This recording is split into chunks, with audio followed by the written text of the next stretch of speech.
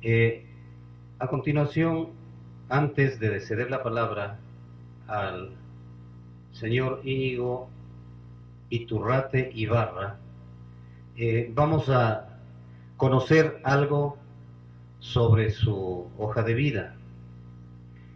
Bueno, él mismo nos ha presentado en una forma especial su hoja de vida. Dice: me llamo Íñigo Iturrate Ibarra y nací hace 46 años en las 7 calles de Bilbao.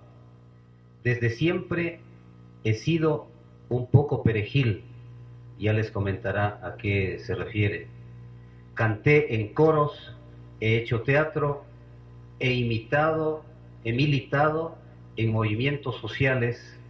A través de militancias he llegado a diferentes trabajos en mi vida, desde el ámbito de la cultura, en el que empecé en el Instituto Libairú, pasando por la gestión de actividades de ocio hasta colectivos de defensa de derechos sociales, que me llevaron hasta la Dirección de Igualdad y Derechos Ciudadanos de la Diputación, que ha sido mi última ocupación. He hecho 2 cosas buenas en mi vida: mi hija Keitze, de 15 años, y mi hijo Markel, de 12. Con ellos descubro cada día cosas nuevas y me ayudan mucho a ser feliz. Soy el mayor de 6 hermanos y creo que la familia es un gran apoyo. La familia con minúscula de cada uno o cada una, familia en singular y familias en plural, todo tipo de familia. Me gustan mis amigos, las largas tertulias, reímos a tope mientras le damos al SingStar en la Play, y la buena mesa, tanto cocinar como disfrutar de lo cocinado. Descubrí sensaciones con los libros de Terence Moix, historias apasionantes, con los que Toti Mintes de Lecea, y las complicaciones de la condición humana con el ensayo para la ceguera de Saramago. Me gusta la música, casi toda, pero me emociono con algunas óperas y lloro escuchando Bella Faglia del Amor de Rigobert. Me gusta viajar con la familia y con amigos. Me gusta tanto el turismo rural en Navarra como la belleza de Salzburgo, la decadencia de La Habana, el verde de Irlanda, aunque al final siempre me quedo con París. Me enfadan las injusticias, las violaciones de derechos humanos, la intolerancia ante la diversidad. Quiero un mundo en el que cada persona sea como quiera, diversos pero iguales. Iguales en derechos. He visto juntos el hambre y la sonrisa de los niños en los suburbios de Nairobi y creo que me parece la pena luchar por un mundo mejor. Bienvenido, Íñigo. Tienes la palabra.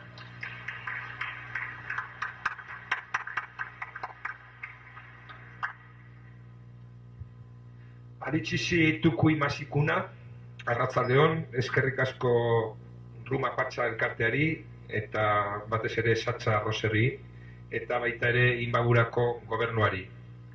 Buenas tardes. En primer lugar, me han permitido o me he tomado la libertad de dirigir un pequeño saludo en quichua y un saludo también en euskera, que es la lengua propia del País Vasco. Y bueno, me gusta comenzar mis intervenciones, aunque aquí no me han comprendido, también haciendo referencia a que somos un pueblo con una identidad propia y uno de sus símbolos de identidad es el idioma. Muchas gracias por la presentación. La verdad me ha pillado casi de sorpresa. Esta presentación no estaba preparada, como han podido imaginar, para el día de hoy.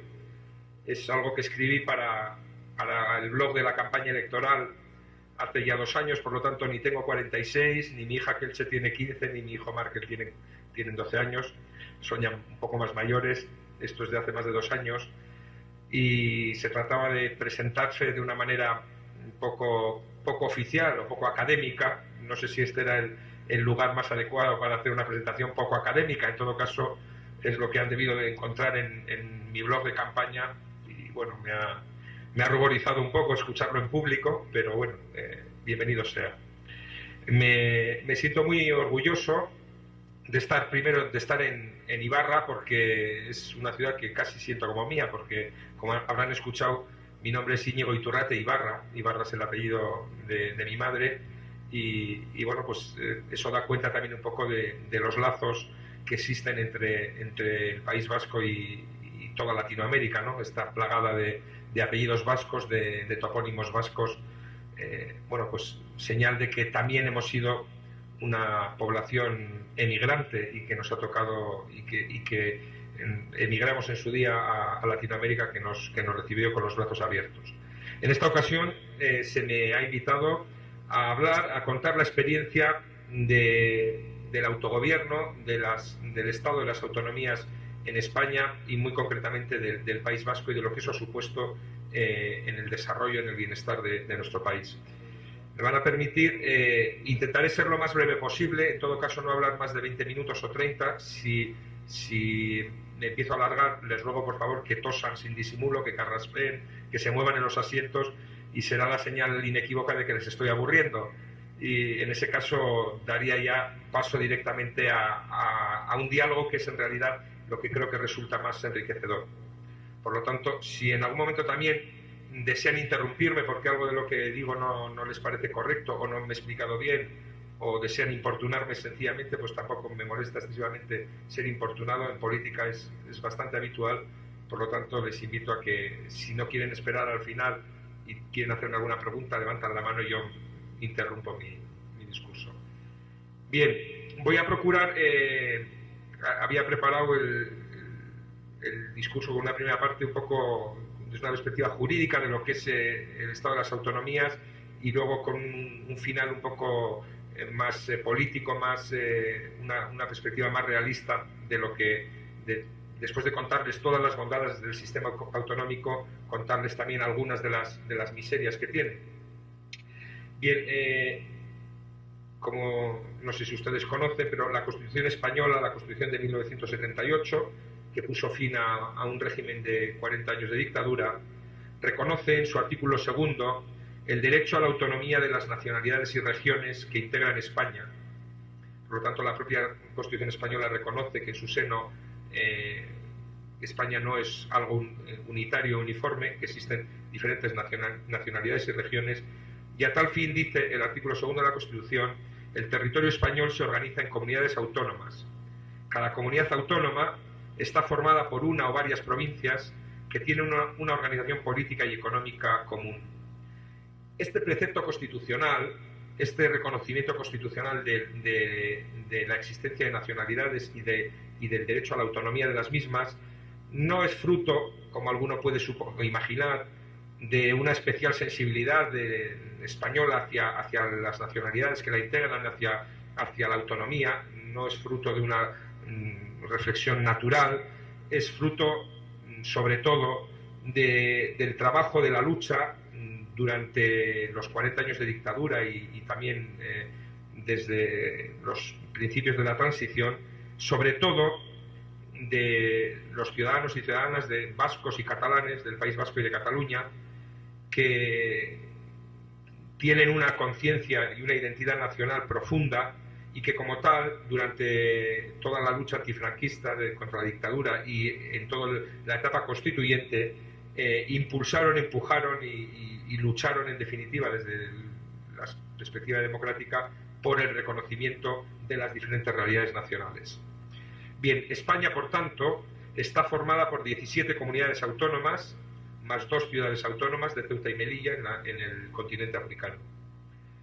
Cada comunidad autónoma goza de una importante autonomía política en los asuntos propios de su competencia, y cuentan en todas ellas, en las 17 comunidades, además del la Asamblea Legislativa del Congreso y el Senado español, que es el máximo representante de la soberanía española y del gobierno español. Cada comunidad autónoma tiene un poder legislativo, una asamblea legislativa, un parlamento autonómico y un poder ejecutivo con un gobierno autonómico que organiza los asuntos de la comunidad. El parlamento autonómico, cada uno de ellos, en mi caso, en nuestro caso, el Parlamento Vasco, es una asamblea legislativa plena, como cualquier otra asamblea legislativa, y su funcionamiento es el de cualquier asamblea legislativa, formada por representantes elegidos por los ciudadanos por sufragio universal, directo y secreto. El Parlamento, cada uno de los parlamentos autonómicos, en el caso del Parlamento Vasco, elabora las leyes autonómicas con rango de ley, son leyes formales, que se aplican en el territorio, por supuesto, son leyes para aplicar y tienen fuerza coercitiva en el territorio de la comunidad autónoma y en el ámbito de su competencia, en el ámbito de las competencias que tiene reconocidas la comunidad autónoma. Además, se elige al presidente del gobierno, como en cualquier sistema parlamentario, e impulsa y controla la acción del gobierno. La ley básica de las comunidades autónomas, de cada comunidad autónoma, es el Estatuto de Autonomía. Sería como la Constitución de cada una de las comunidades autónomas. En el estatuto, en cada uno de los estatutos de autonomía, en el caso vasco, el estatuto es conocido como el Estatuto de Gernika, porque es la ciudad en la que se firmó el estatuto. En los estatutos de autonomía se definen las competencias autonómicas y en el mismo, pues como en cualquier otra norma básica, se establecen la capital, la lengua o lenguas oficiales, el territorio, los símbolos, etcétera. El gobierno autónomo, presidido por el presidente de cada comunidad, en el caso del País Vasco, el nombre es Lehendakari. El gobierno dirige los asuntos de la comunidad autónoma y está formado por un presidente, que es el máximo representante de la comunidad y además es el representante ordinario del Estado en la misma, que es elegido por el Parlamento Autónomo, y los consejeros o ministros, que son las personas responsables de cada uno de los distintos asuntos de la comunidad autónoma en la que se organiza cada gobierno y que son elegidos por el presidente de la comunidad, pero su acción política responde ante el Parlamento. Las competencias autonómicas en general, en las que está organizado el Estado español, las competencias son cuando hablamos de competencias de las comunidades autónomas, estamos hablando de las materias en las que la comunidad autónoma puede legislar y sobre las que ejecuta su acción de gobierno. Así, en general, las comunidades autónomas hoy en día en España gestionan, entre otros temas, la educación, la sanidad, el cuidado del medio ambiente, etcétera, que no son competencia del Estado. El gobierno español no gestiona la sanidad pública, los hospitales, los consultorios médicos, no gestiona la educación, no tiene responsabilidad ni propiedad sobre los centros educativos, colegios, institutos. Son competencia de las comunidades autónomas.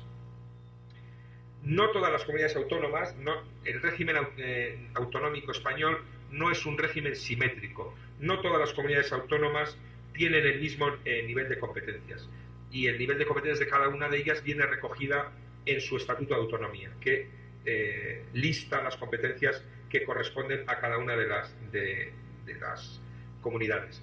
Hay algunas competencias, algunos asuntos que son competencia exclusiva del Estado y que constitucionalmente están definidos así, como la política exterior, la defensa y fuerzas armadas, nacionalidad, inmigración y asilo son básicamente competencia exclusiva del Estado. Esta es una paradoja que en su día el legislador no preveía cuál iba a ser el devenir histórico, ¿no? Desde el siglo XIX los rasgos básicos que caracterizaban al Estado eran la moneda, la emisión de moneda, el control de las fronteras, el ejército. Esos eran los tres rasgos definitorios del Estado, ¿no? Bien, cuando se firma la Constitución española, el Estado español se queda para sí esas competencias sin tener todavía en cuenta que pocos años después cedería gran parte de esas competencias de la soberanía española en materia de moneda. Hoy en día el Estado español no emite moneda porque es una competencia de la Unión Europea, no controla sus fronteras salvo de Europa hacia afuera, no dentro de Europa, porque existe libertad de movimiento de personas y capitales dentro de la Unión Europea, y Las cuestiones de defensa también las tiene, aunque sí mantiene un ejército, sí mantiene los ejércitos estatales, pero gran parte de la política exterior y de defensa está residenciada también en la Unión Europea. Por lo tanto, la paradoja del Estado de las autonomías es que, según ha ido avanzando el desarrollo de los años, el Estado ha ido perdiendo competencias por arriba, las que eran exclusivas, hacia la Unión Europea, y por debajo hacia las comunidades autónomas, con lo cual en estos momentos hay una tensión en la que el Estado pretende recuperar parte de las competencias cedidas a las comunidades autónomas, porque si no se queda vacío de contenido, y hoy en día pues hay muchos ministerios a nivel del Estado español que son cuestionados por no tener competencias. Las leyes de los parlamentos autónomos, como decía, evidentemente están sometidas al principio de constitucionalidad y no pueden contradecir la Constitución, pero están sometidas a jurisdicción del Tribunal Constitucional, igual que las leyes de las Cortes Generales. Bien, refiriéndome al caso vasco concretamente, porque ya he dicho que el nivel de competencias no es el mismo en todas las comunidades autónomas, en las 17, y no es el mismo por dos razones. Primero, porque no todas las comunidades autónomas han llegado a esa situación a través de la misma vía constitucional.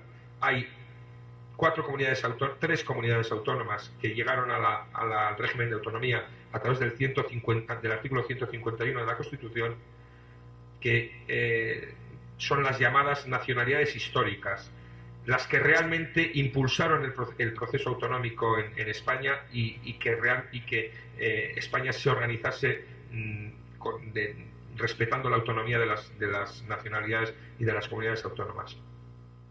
Y el caso vasco es el caso más paradigmático de todas ellas, porque no solamente accede al régimen autonómico a través del 151, como Cataluña y Galicia, sino además porque la propia Constitución hace una referencia específica al caso del País Vasco, que voy a explicarles ahora.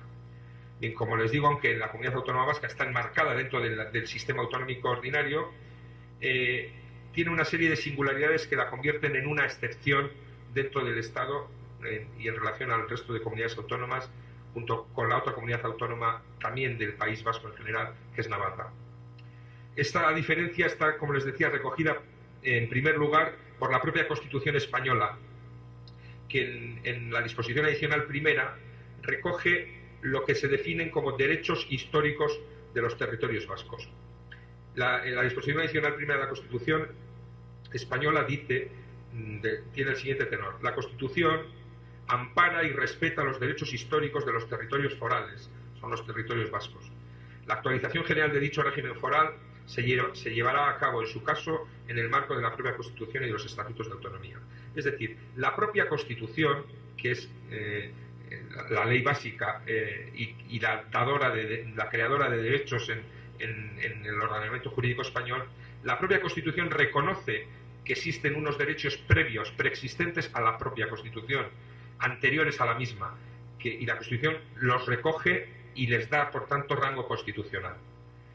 Esta referencia expresa y única en la Constitución a las provincias vascas fue fruto de una importante negociación, de una importante presión política en el periodo constituyente. La disposición adicional primera de la Constitución fue una propuesta del Partido Nacionalista Vasco, del partido al que yo pertenezco, como una vía intermedia y pactada. Fue todo lo que consiguió el nacionalismo vasco en el periodo constituyente para tratar de integrar el derecho a la libre decisión en la Constitución. No fue posible que la Constitución reconociese el derecho a la autodeterminación de los territorios vascos, pero sí que hubo esta recepción excepcional constitucional a los derechos históricos, a los derechos preexistentes a la propia Constitución. Esta cuestión que está recogida en la disposición adicional primera de la Constitución está recogida de manera mucho más explícita en el Estatuto de Autonomía del País Vasco, que es una ley orgánica aprobada por el Congreso de los Diputados y plebiscitada, refrendada por el pueblo, y en su disposición adicional única dice La aceptación del régimen de autonomía que se establece en el presente estatuto no implica renuncia del pueblo vasco a los derechos que como tal le hubieran podido corresponder en virtud de su historia, que podrán ser actualizados de acuerdo con lo que establezca el ordenamiento jurídico. Bien, esto lo que viene a decir es que, aun dando un cierre en el año 1978 y 1979 al conflicto de identidad y de pertenencia del País Vasco al pueblo español, establece una cláusula de salvaguarda, primero hablando de unos derechos preexistentes a la propia Constitución, y por otra parte a que la aceptación de ese régimen de autonomía no supone renuncia alguna a derechos que le puedan corresponder al País Vasco por virtud de su historia y su voluntad de autogobierno. Bien, esa es la primera diferencia fundamental del caso del País Vasco respecto al resto de autonomías del Estado español. Y la otra característica fundamental viene dada por el régimen, el especial régimen económico que tiene la comunidad autónoma del País Vasco respecto al resto de comunidades autónomas, que se rige en virtud del denominado concierto económico. El concierto económico es un sistema jurídico por el cual Euskadi, en la comunidad autónoma del País Vasco, Euskadi, organiza y recauda los impuestos. Tiene competencia exclusiva en materia tributaria y fiscal. De esta manera nos encontramos con que la Hacienda estatal, la agencia tributaria, tiene competencias en todo el Estado y regula los impuestos, se aprueban por ley del Congreso de los Diputados y del Senado, salvo para los territorios vascos. Y la Hacienda estatal, la agencia tributaria española, recauda los impuestos, todos los impuestos, el IVA, el impuesto de la renta a las personas físicas, los impuestos de sociedades, en todo el territorio común, salvo en el País Vasco. Es un sistema relativamente sencillo que tiene su origen en un régimen que surge en el año 1839, después de una guerra civil, la guerra carlista en España, en el que, con la pérdida del bando carlista, que era el que defendía los derechos y libertades del pueblo vasco, se produce la abolición foral, la abolición del régimen de libertades del País Vasco, que pasa a integrarse dentro del sistema común español, pero mantiene el régimen de concierto económico como cierta especificidad. Lo que se hace en el año 78 es recuperar esa figura. Bien, digo, el sistema es sencillo. Euskadi recauda sus impuestos, primero legisla sobre los mismos, aprueba el tipo de tributación de cada uno de los impuestos, etcétera, recauda sus impuestos y luego cede al Estado un cupo, lo que se llama el cupo, que es una parte de dinero correspondiente a las competencias estatales no transferidas a la comunidad autónoma vasca. En este caso, según una fórmula matemática, Euskadi supone el 6,24 de la economía y de una fórmula de la población y la economía y del Producto Interior Bruto español, y por lo tanto paga el 6,24 de la recaudación de sus impuestos al Estado español por las competencias no cedidas. Y con el resto de la recaudación, con el resto de los ingresos tributarios, los administra pues según su propio criterio y lo reparte entre el gobierno vasco, los gobiernos provinciales y los ayuntamientos. A diferencia del resto de comunidades autónomas que no tienen capacidad recaudatoria, que no recaudan impuestos, y es el Estado quien les va dando el dinero para financiar sus competencias, pero claro, resta una capacidad de maniobra impresionante, muy importante, respecto a la capacidad que tenemos en el País Vasco. El concierto tiene una característica muy peculiar y que lo hace distinto a cualquier otra ley que existe en el Estado español. En cualquier ley, en cualquier país democrático, el Congreso, la Asamblea aprueba una ley y es de obligado cumplimiento desde el momento en que se aprueba o desde el momento de su publicación en el boletín oficial o desde el momento en el que la propia ley establezca su plazo de entrada en vigor. Bien, con el concierto económico hay una peculiaridad. Se aprueba la ley del concierto en el Congreso de los Diputados, pero también se tiene que aprobar en el Parlamento Vasco. Y si no se aprueba en los dos parlamentos de la misma manera, con la misma letra, no tiene vigor. Y además no se puede modificar, aprobado la ley del concierto en 1982, a partir de ese momento solo ha habido una modificación de la ley, que fue hace 8 años, que fue por acuerdo de los gobiernos, y en el que el Congreso de los Diputados y el Parlamento Vasco solo pueden ratificar ese acuerdo, y es o se ratifica o no se ratifica. Si las dos partes no se ponen de acuerdo, no se puede modificar. Con lo cual hay una garantía de respeto a la voluntad de la comunidad autónoma que el Estado no puede violentar. Además, Euskadi tiene el máximo nivel competencial de las comunidades autónomas, y, como decía, salvo el ejército, la política exterior, los recursos naturales, aduanas y algunas infraestructuras como puertos y aeropuertos, todas las demás competencias están transferidas a la comunidad autónoma. Es decir, en el País Vasco legislamos y administramos todas las competencias: sanidad, educación, medio ambiente, cultura, vivienda, obras públicas, ferrocarriles, todas las competencias que en principio gestiona una administración pública son gestionadas por el País Vasco. Esto que les he contado es el marco jurídico, y en principio es lo que ha permitido, entre otras cosas, que el País Vasco, a través del autogobierno, a través de la gestión de los asuntos propios, haya pasado de ser un país con una crisis económica a principios de los años 70 galopante, con un cierre, con una destrucción de todo su tejido productivo, basado fundamentalmente en la industria pesada, en la industria naval, en la industria siderúrgica, que quedó arrasada a principios de los años 70, con un idioma que después de 45 años de dictadura, en el que estuvo prohibido y proscrito, estaba prácticamente desaparecido, salvo en pequeños núcleos rurales, que no era un idioma oficial y que tampoco se enseñaba en las escuelas. Nos ha permitido estar en estos momentos, haber pasado de un tejido productivo absolutamente desolado a estar en estos momentos en cabeza, en Producto Interior Bruto, en renta media disponible, no solamente del Estado español, sino de la Unión Europea. Esta mañana comentaba con el señor prefecto que, según el Índice de Desarrollo Humano de Naciones Unidas, si el País Vasco fuese un país independiente, en estos momentos ocuparía el tercer puesto en el ranking de Índice de Desarrollo Humano en el mundo, entre todos los países del mundo.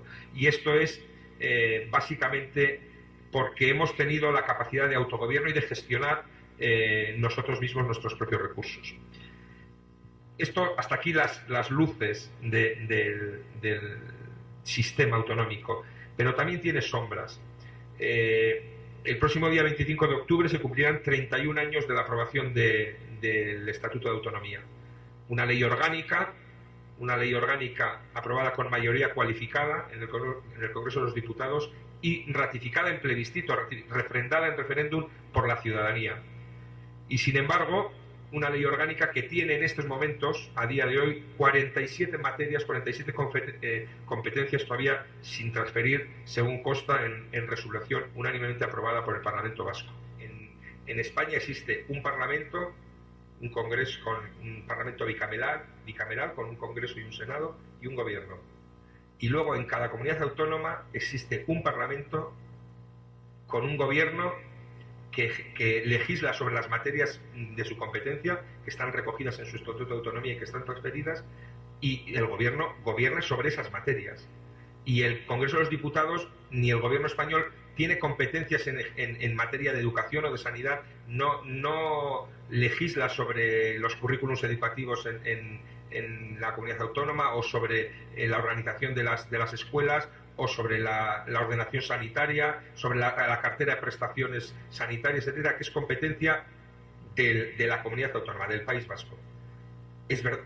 Y luego el País Vasco se organiza a su vez también por el mismo criterio de descentralización y de acercar lo más, aplicando el principio básico de subsidiariedad, que lo que puede hacer la administración más cercana al ciudadano no lo haga la más alejada, y luego reparte sus competencias también entre las diputaciones provinciales, entre cada una de las 3 provincias que forman el País Vasco y los diferentes ayuntamientos. Pero la capacidad de legislar en esas competencias es del Parlamento Vasco. No sé si le he contestado.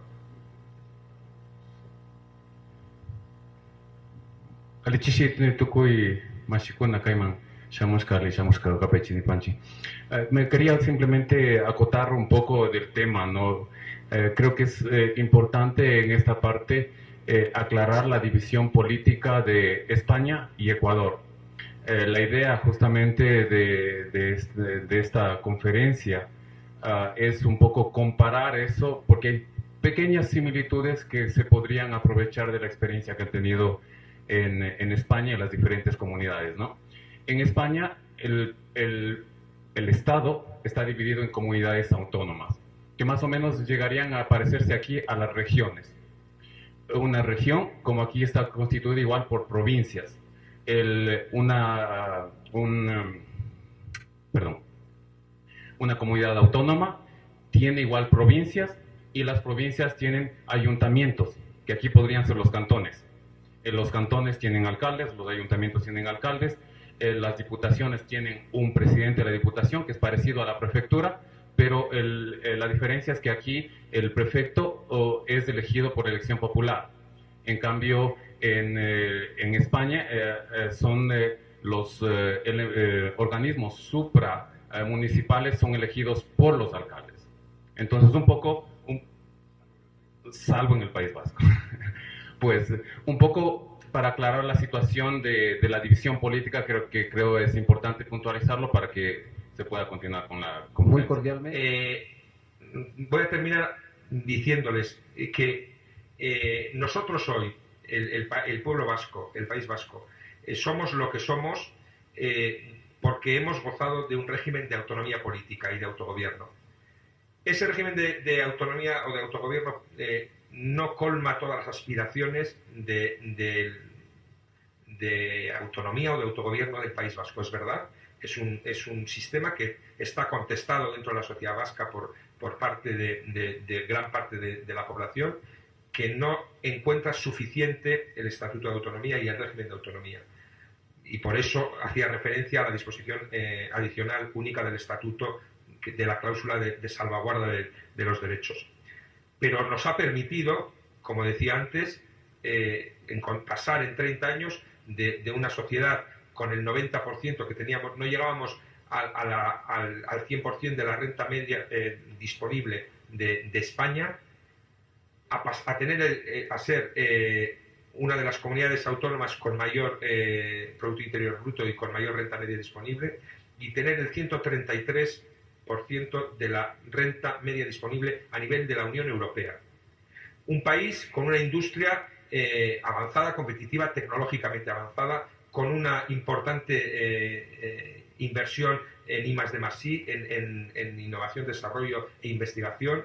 Creemos que nos ha permitido, además, como les decía, pasar de ser un país con una cultura y con un idioma prohibido durante 45 años, absolutamente minorizado, a poder gestionar un sistema educativo en el que hoy en día el euskera es un idioma oficial en nuestra comunidad, que se imparte en las escuelas y que los padres pueden elegir además el régimen, el sistema en el que quieren educar a sus hijos, si quieren que reciban su educación solamente en euskera con el castellano como asignatura, o el 50% de las asignaturas en euskera y el 50% en castellano, o la mayoría de las asignaturas en castellano y el euskera como asignatura.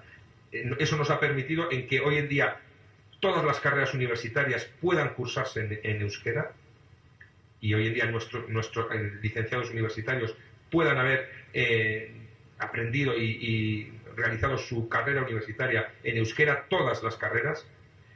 Hay una anécdota: cuando se estaba negociando el Estatuto de Autonomía, era presidente del gobierno español Adolfo Suárez, y en la negociación estatutaria, en la negociación política que había antes de la aprobación, discutiendo sobre el peso que tenía que tener la lengua y el reconocimiento oficial como lengua oficial o no, Adolfo Suárez en las negociaciones dijo en un momento: el día que se pueda enseñar física nuclear en euskera podrá ser un idioma oficial. Bien, claro, tampoco suponía entonces Adolfo Suárez que España no iba a tener la competencia, la posibilidad de emitir moneda, ni que iba a tener que ceder su soberanía de fronteras a la Unión Europea, etcétera, etcétera. Pero es que casualmente 2 años después no solamente se impartía física nuclear en euskera, sino toda la carrera de física y varias ingenierías, y hoy en día, pues 30 años después, todas las carreras universitarias se pueden cursar tanto en castellano como en euskera. Evidentemente, todo eso lo hemos conseguido por el régimen autonómico y por haber gozado de ese nivel de autogobierno. Nos ha permitido también, en el proceso de normalización lingüística y de recuperación de un idioma que estaba casi perdido, la posibilidad de tener medios de comunicación propios. Y hoy tenemos una radio-televisión pública con 4 canales de televisión y 4 emisoras de radio, 2 canales de televisión en castellano, 2 canales de televisión en euskera, televisiones generalistas que compiten en el mercado audiovisual, que como ustedes conocen hoy en día es un mercado abierto, en el que el mando a distancia es el aparato más democrático que existe hoy en día, porque uno cambia de canal sin ninguna presión en la intimidad de su hogar y elige. Bueno, pues nosotros somos capaces de competir en ese mundo globalizado con 2 canales de televisión en euskera y 2 en castellano, públicos, y 2 emisoras de radio en euskera y 2 en castellano, públicas. Lo que eso ha supuesto en la recuperación de la identidad como país y como pueblo y en la recuperación de la cultura hubiera sido imposible con un régimen centralizado. Pero bien, como les decía, esto por una parte, el 25 de octubre próximo se cumplirán 31 años de la aprobación del Estatuto y existen todavía 47 competencias que corresponden, según el Estatuto, según la ley, corresponden a la comunidad autónoma y no han sido transferidas todavía. El gobierno central, el gobierno español, las tiene todavía, si me permiten la expresión gráfica, pero para que se entienda, las tiene secuestradas todavía sin transferir a la comunidad autónoma. Y la historia de la transferencia, de la transmisión de competencias del Estado al País Vasco ha sido en muchas ocasiones una historia de compraventa, de fuerza, de cada vez que un gobierno español ha estado en minoría parlamentaria, no ha tenido mayoría absoluta y ha necesitado el concurso, el apoyo de los nacionalismos, del nacionalismo vasco, del nacionalismo catalán, para aprobar unos presupuestos o para aprobar leyes o para mantenerse en el gobierno, ha aprovechado o ha utilizado esa debilidad, y el nacionalismo también ha utilizado esa debilidad para arrancar competencias que por ley tenían que ser transferidas a la comunidad autónoma. Ha tenido que ser una compraventa de votos, en el mejor sentido de la palabra, para conseguir que se cumpliese una ley orgánica aprobada por el gobierno, por el Congreso de los Diputados, que a día de hoy, todavía 31 años después, no se ha cumplido en su totalidad. Por eso, y porque la sociedad evoluciona, hoy en día la mayoría de la ciudadanía vasca considera que el traje estatutario le aprieta por todas las esquinas, se le ha quedado pequeño y empiezan a abrírsele las costuras, y no solamente demanda que se cumpla el estatuto y que todas las transferencias que están previstas en el estatuto sean transferidas a la comunidad autónoma y que no haya que mercadear, sino que se cumpla una ley como hay que cumplir todas las demás leyes, sino pide una reforma del estatuto, una ampliación de sus capacidades, de sus competencias, y lamentablemente el último intento que tuvimos hace 4 años con la aprobación en el Parlamento Vasco por mayoría absoluta de una nueva propuesta de nuevo estatuto político fue rechazado en el Congreso de los Diputados español. No es que fuese rechazado, no fue admitido ni tan siquiera a trámite parlamentario. Por lo tanto, esta lucha, este trabajo que nos ha permitido al País Vasco ser una sociedad económica y socialmente avanzada y culturalmente con su identidad recuperada, es un trabajo diario, constante, de negociación, casi de pelea con el Estado por recuperar las competencias que nos corresponden, y en este momento el gran objetivo no es recuperar las competencias que están legalmente reconocidas, sino ampliar en nuestra capacidad de autogobierno y sobre todo en el reconocimiento de nuestra identidad como pueblo y de nuestro derecho a decidir libremente nuestro futuro. Si queremos seguir formando parte del Estado español con ese régimen de autonomía, si queremos ampliar ese régimen de autonomía, incluso si algún día la mayoría de la sociedad vasca democráticamente decidiese que quisiera formar parte de la Unión Europea en régimen de igualdad con el resto de estados, también pudiera hacerlo. Ese es el objetivo que gran parte de la sociedad vasca tiene en estos momentos, pero que en todo caso tiene que ser realizado siempre desde el trabajo, desde la lucha democrática, desde la lucha, desde el contraste de ideas y no desde la imposición y desde la fuerza. Yo con estas palabras quisiera terminar mi primera intervención y me gustaría poder dialogar y dar respuesta, escuchar sus opiniones y poder dar respuesta a sus inquietudes. Nada más, gracias. Muchas gracias.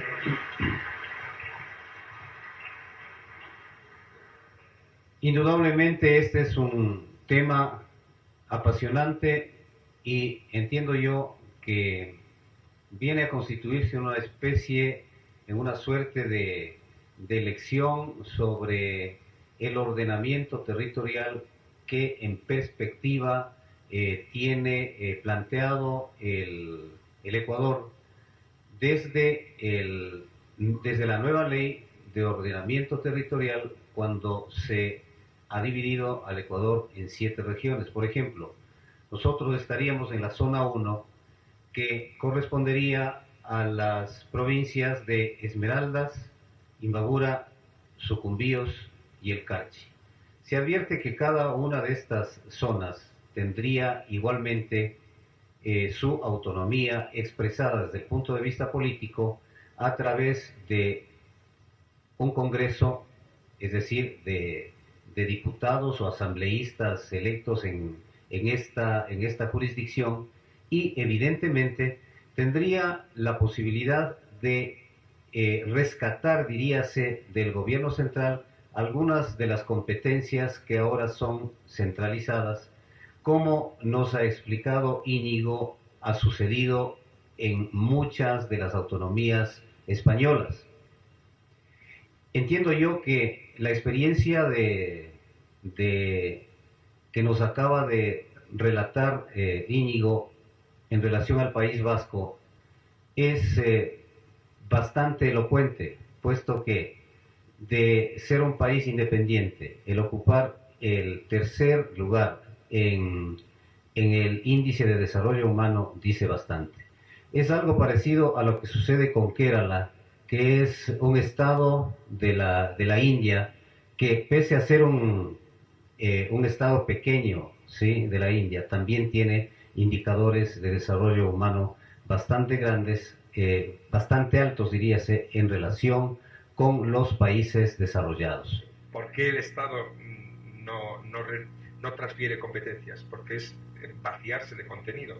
Porque, como le decía, si los rasgos definitorios de un Estado moderno, la mayoría de ellos, y el básico, la soberanía, representada en moneda, fronteras, ejército, política exterior, están siendo cedidas hacia arriba, y la administración de las políticas, de la política de las cosas, que me gusta decir, ¿no? Una cosa son las cosas de la política, los grandes principios, y otra cosa es la política de las cosas, la administración de la sanidad, de la educación, del día a día, se transfiere hacia abajo, el Estado se vacía.